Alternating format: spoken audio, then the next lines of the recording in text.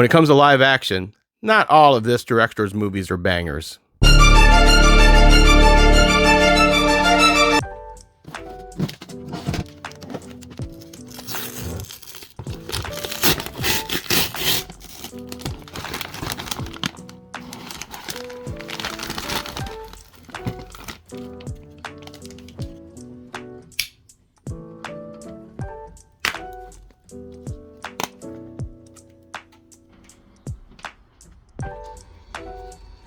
Well, hello everyone, this is your old pal, Hannibal Collector, coming at you for 31 days of Halloween 2024, day 19.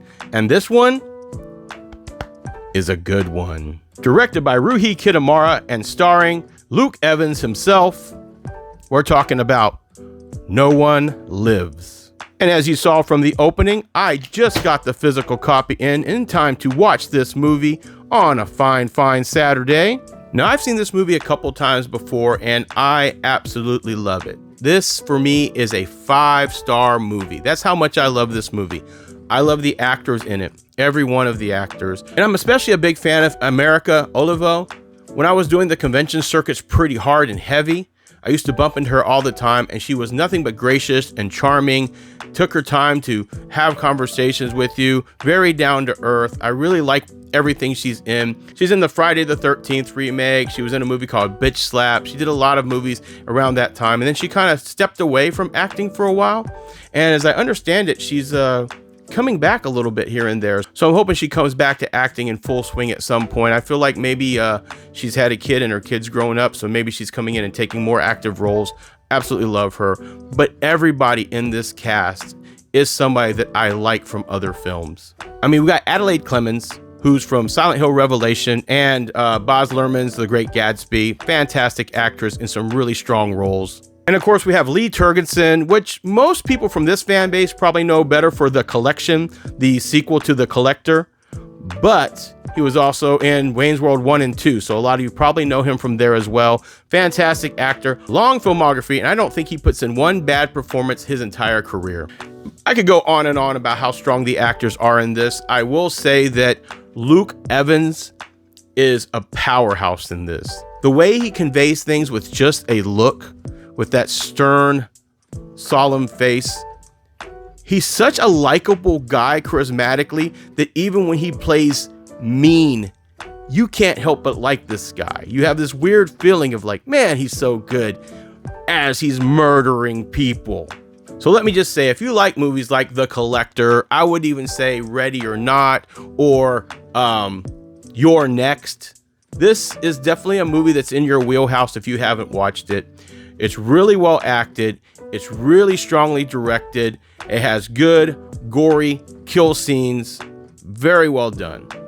Style is kind of similar because it's the same director as Midnight Meat Train. So if you like Midnight Meat Train for what it was, you'll enjoy this, except there's a better, stronger story here. And like I said earlier, this director is kind of a mixed bag. You got a movie like this, which I put at the very top. Midnight Meat Train, I put at the middle. He has a movie like The Doorman, and that's not a good movie. That's barely a watchable movie. But then he does some directing for anime, so fantastic with his Lupin the Third movie. He does video game directing with his Metal Gear Solid. This is one of those directors where you go, hey, who's directing it? This guy? You got to say, okay, is this good or is it bad? I'm telling you, this is one of his good ones. And I don't know what a sequel would look like, but I would absolutely be 100% in if Luke Evans wanted to pick up this role again and they wanted to come back and make a follow-up to this film. You definitely can make a follow-up, but I want something as good, if not better, and I don't want something just dialed in. But this is a movie that I like. I can rewatch this pretty regular. That's why I'm happy to own it. That's why when I saw it on my calendar, I'm like, I'm going to order this. This is one I know I'll love in my collection and I won't regret having. So, No One Lives. Can't recommend it enough. 5-star movie for me. If you haven't seen it, absolutely go see it.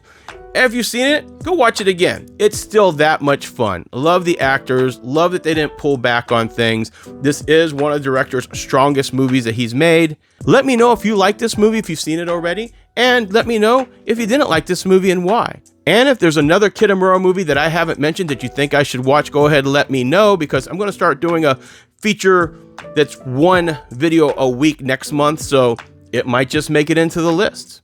Guys, that's all I have for this one. I absolutely love this movie. Can't recommend it enough. Happy to own it. I think I've said that like a billion times. Go ahead, check it out. That's 31 Days of Halloween 2024. Day 19 in the books. Moving on to day 20. Make sure you're following, liking, hit that bell so you know when day 20's movie comes out. Share this with your friends. Let's gas this stuff up. I'm having a good time doing this. We only have about 11 more days of this to go. I hope you're having a good time. I hope you watch all these videos, and I hope you give me some input. Until next time, this is your old pal, Hannibal Collector, signing off.